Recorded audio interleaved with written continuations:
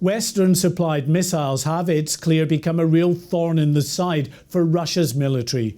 Easy-to-use lethal technology that's given Ukraine's otherwise heavily outgunned forces a real sting in their tail and helped slow Russian advances.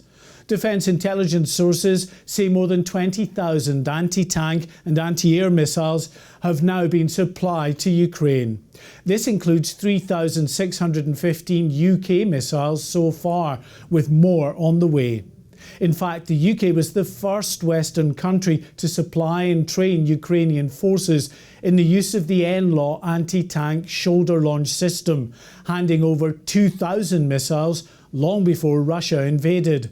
They are highly effective line-of-sight weapons. Some of these people literally are straight out of the office. I mean, they've got no military training.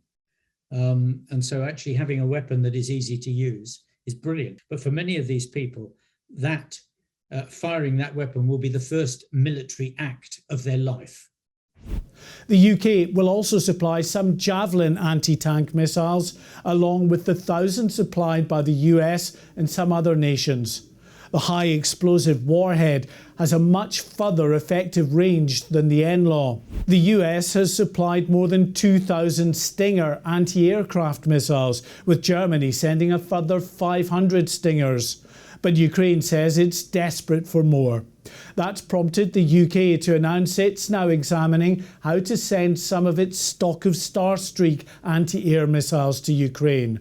That system, which can be mounted on vehicles or even handheld, can propel a missile at 4 times the speed of sound and reach an altitude of 4 miles. The difference between the Stinger and the STARSTREAK is the Stinger chases the tail of an aeroplane. It homes in on the infrared signature primarily from the engine exhaust. With STARSTREAK, you can meet the threat head on. The Ukrainians have claimed their forces have been able to destroy more than 300 tanks, thanks mainly to Western-supplied missiles. And they also claim to have shot down around 50 Russian jets. We have no way of independently verifying those claims. There will be no compromise on the part of the Russians. They will be beaten by the Ukrainians, which is why the missiles are so important, because those are the tools that they need to actually to do the business.